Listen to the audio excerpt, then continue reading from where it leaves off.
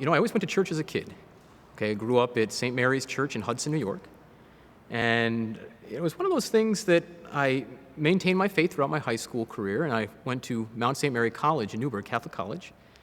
And my freshman year, I was involved in campus ministry. I did things like Habitat for Humanity. And then for some reason, sophomore year, I never stopped believing in God, but I stopped going to church.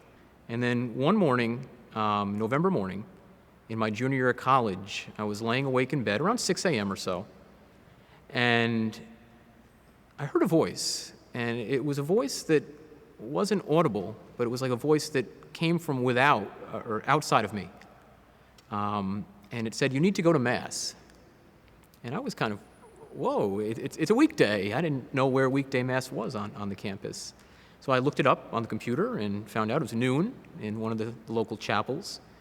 And I went there, and the Psalm antiphon was, "You will be a priest forever in the order of Melchizedek." And it kind of struck me like a thunderbolt. And that's really when my vocation journey began. But for a young person discerning a vocation, or they may not know they have a vocation, or they're wondering, I think that prayer life is essential. I always think of prayer life like exercise. If you run once a month, it's not really exercising. Or if you fall out of a routine, that's not good for your health, right? Well, I think our spiritual health needs to be nourished as well, and the way we do that is through having a prayer life. Well, I think first and foremost, and I'm speaking specifically to parishioners who might see something in a young man or young woman that they think has a vocation in the church, to encourage them.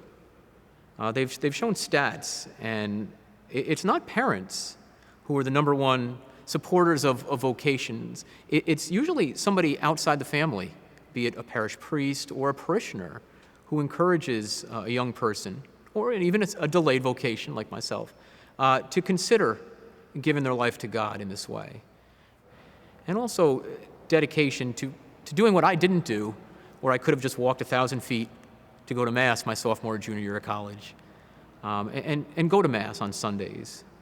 Find a church if you don't go to a Catholic college, if you go to one of the state universities, and just go there and spend some time before the Lord and ask Him, what do you want me to do with my life? Why am I here, Lord?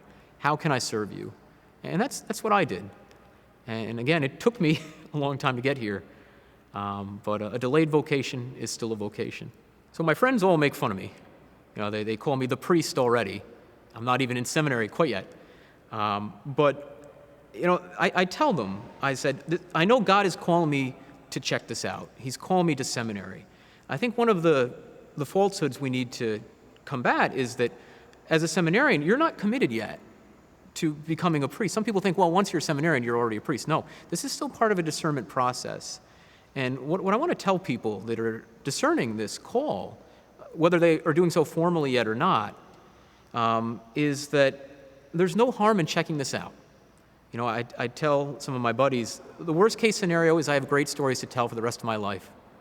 And the ideal scenario, of course, is that I will be ordained a priest here for the Albany Diocese and be able to serve this wonderful community of parishes for the rest of my life.